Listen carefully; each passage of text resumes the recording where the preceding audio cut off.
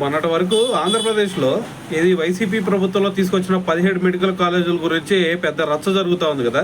అయితే దీంట్లో భాగంగా ఒక పక్క నుంచి జగన్మోహన్ రెడ్డి గారు మాట్లాడుతూ ఉంటే దానికి కౌంటర్గా లోకేష్ గారు మాట్లాడారు. మొన్న చూసుకుంటేనేమో ఇది అనంతపురం సభలో మరి చంద్రబాబు నాయుడు గారు కూడా మాట్లాడారు కదా. అయితే మరి ఓవరాల్గా జగన్మోహన్ రెడ్డి గారు అంటుంది ఏంది, ఇప్పుడు కనుక దీన్ని ప్రైవేటీకరణ చేసి పీపీపీ మోడల్ ఏదో అంటున్నారు, దీన్ని కనుక ప్రైవేటీకరణ చేసి దాని తర్వాత టెండర్లు కనుక పిలిచారు అంటే ఆ టెండర్లు వేసే వాళ్ళు ఒకటే గుర్తుపెట్టుకోండి, రేపు వైసీపీ ప్రభుత్వం వచ్చింది. వైసీపీ ప్రభుత్వం వచ్చిన తర్వాత ఆ టెండర్లను కూడా రద్దు చేస్తామని చెప్పేసి హెచ్చరించారు.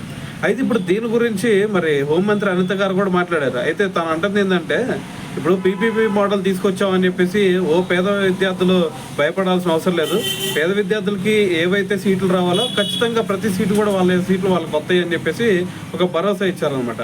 సో దాని తర్వాత ఇంకో విషయం మాట్లాడుతుంది ఏంటి అంటే, ఇప్పుడు మరి మేము ఒక్క అడ్మిషన్ కూడా ఇవ్వడానికి కారణం ఏంటంటే, అక్కడ చూసుకుంటే కేవలం 48% పనులు మాత్రమే కంప్లీట్ అయినాయి మనకి మెడికల్ కాలేజీలో సంబంధించి. సో ఇంకా మరి 100% అవ్వలేదు కాబట్టి మేము ఈసారి ఒక్క అడ్మిషన్ కూడా ఇవ్వలేకపోయాం. సో దీనికి కారణం ఏదన్నా ఉందా అంటే, అంతకుముందు వైసీపీ ప్రభుత్వంలో 5 సంవత్సరాల్లో వాళ్ళు చేసిన పాపాల వల్లే ఇటువంటి దుస్థితి వచ్చింది అని చెప్పేసి మరి హోంమంత్రి అనిత గారు అయితే దీని గురించి మాట్లాడడం జరిగిందనమాట.